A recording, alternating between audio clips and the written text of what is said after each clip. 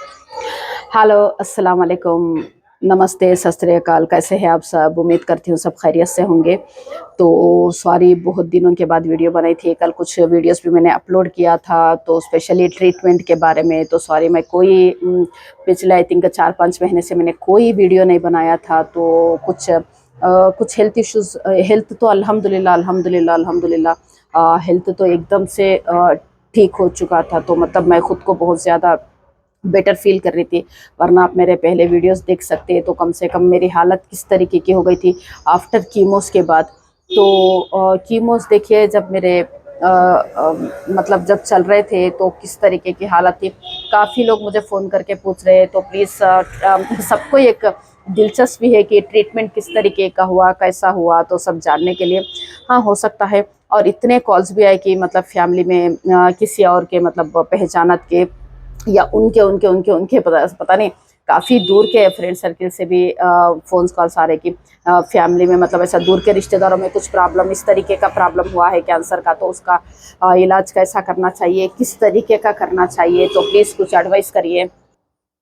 वो लोग काफ़ी ज़्यादा जो है एडवाइस ले रहे थे। तो और मुझे मैसेजेस भी बहुत ज़्यादा आ रहे कि फ़ोन में कि मैं कोई वीडियो नहीं डाली, तो इसीलिए मैं ये वीडियो बना रही थी।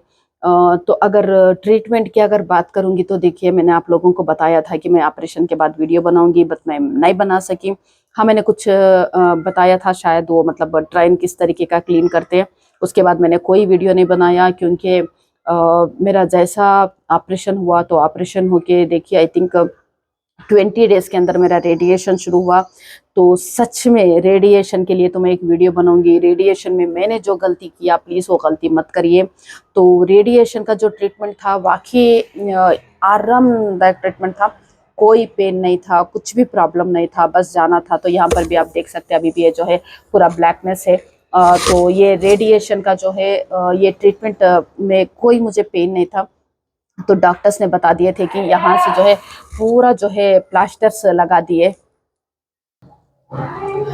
तो रेडिएशन जो है एक 20 आई थिंक मेरे को एक 25 रेडिएशन का जो है ट्रीटमेंट दिया गया था।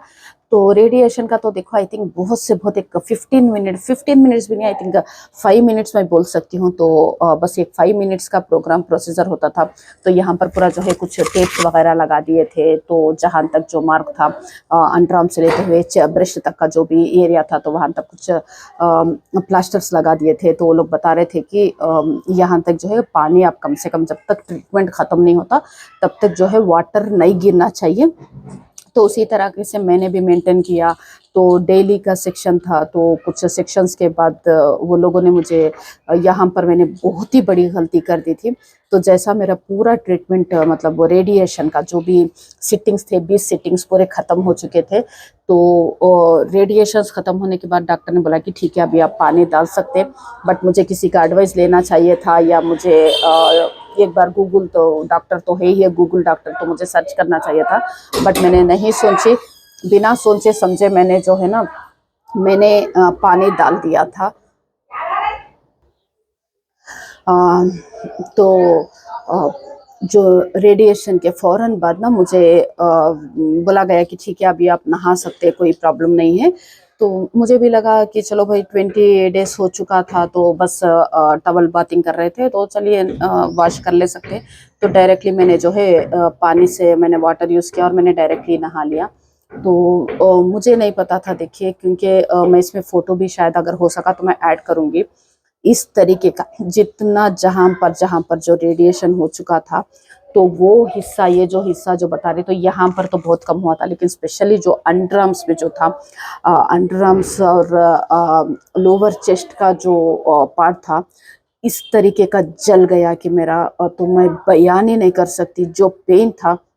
सच में मैं उन लोगों को याद कर रही थी जो मतलब कोई अल्लाह माफ़ करे कोई जल जाते हैं, तो पता नहीं वो किस तरीके का वो बर्निंग सेंसेशन फील कर रहे होंगे, अल्लाह ताला माफ़ करे।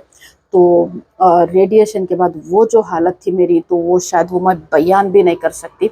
इतना पेनफुल था, इतना पेनफुल था, तो कि जो मैं अभी मैं बोल भी नहीं सकती। तो यहाँ तक मैं कोई या ना मैं हैंड मूव कर सक रही थी, ना मैं थोड़ा इस तरीके से मैं हिलती भी हूँ ना तो पूरा पूरा जो हिस्सा जो जल गया था, तो बहुत ही ज़्यादा पेन था। तो मैंने प्राइवेट डॉक्टर्स को भी बताए और मैंने जहाँ पे मैं ट्रीटमेंट ले रही थी मैं वहाँ पर भी बताई, तो वो लोग भी कोई मेडिसिन दे रहे, इतने मेडिसिन डाली, मुझे कोई फ़ायदा नहीं हुआ। तो अंडरआर्म्स का तो बस इस तरीके का पूरा जो स्किन जो होता है बस वो इस तरीके का वो निकल भी गया था, तो पूरा गल भी गया था। तो मुझे समझ ही नहीं आया कि इस तरीके का क्यों हो रहा है। मैंने डॉक्टर को कॉल करके पूछा तो नहीं, ऐसा तो कुछ नहीं होता, कभी कभार होता है, बस आप उसको जो भी मेडिसिन जो होते हैं आप डॉक्टर से कंसल्ट करके ले लेना।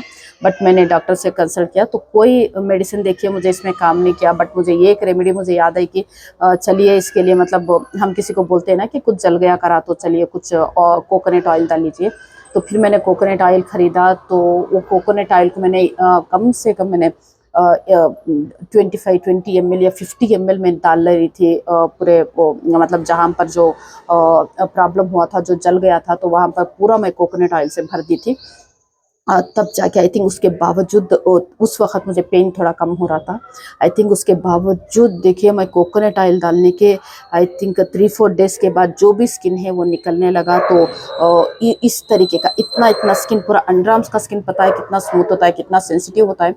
तो सारा वो स्किन वो जब निकल गया तो तब जाके मुझे पेन में थोड़ा-सा आसानी मिली, वरना जो पेन था वो स्पीचलेस था, तो मैं बोल भी नहीं सकती कि किस तरीके का पेन था।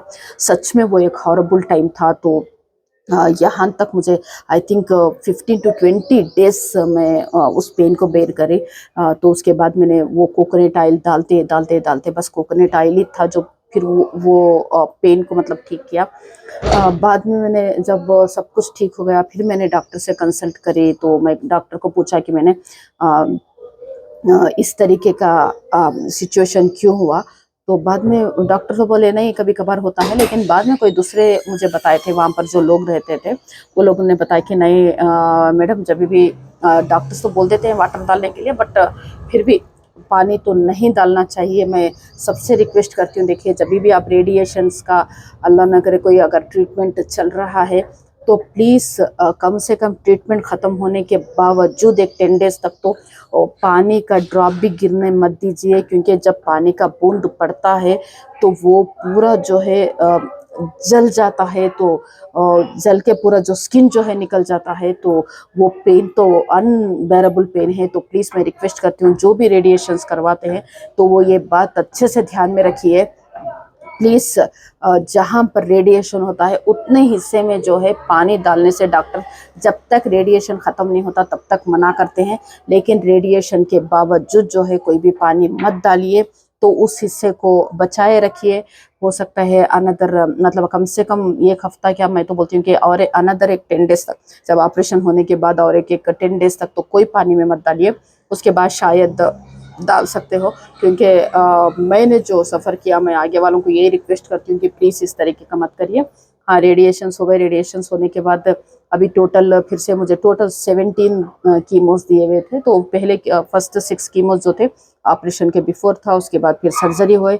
सर्जरी में तो उतना कोई पेन नहीं था, हाँ, लेकिन सर्जरी का भी मैं एक वीडियो बनाऊंगी। पेन तो नहीं है बट उसके भी कुछ प्रॉब्लम्स है जो हैंड में, स्पेशली हैंड में जो दिखता है। अभी तो ये हैंड देखिए, मैं बहुत देर तक मैं कैमरा भी नहीं पकड़ सक रही थी, इसलिए मैं वीडियोस नहीं बनाई थी। तो ये हाथ तो ना बहुत ही ज़्यादा पेन होता है, बट ये जो हिस्सा है अंडरआर्म्स का जो हिस्सा है, क्योंकि वो पूरे बारीक बारीक जो नर्व्स होते हैं वो पूरे कट हो जाते हैं, तो उस वजह से बहुत ही ज़्यादा पेन होता है। अभी ये देखिए हाथ में भी जो है पूरा नमनेस आ गया, स्वेलिंग भी आप देख सकते हो। तो लेकिन स्वेलिंग आने भी नहीं देना है, एक्सरसाइज तो हमेशा हाथ को करते ही रहना है। तो इसके ऊपर मैं दूसरा वीडियो ज़रूर बनाऊंगी, ज़रूर देखिए। शुक्रिया, अल्लाह हाफिज़।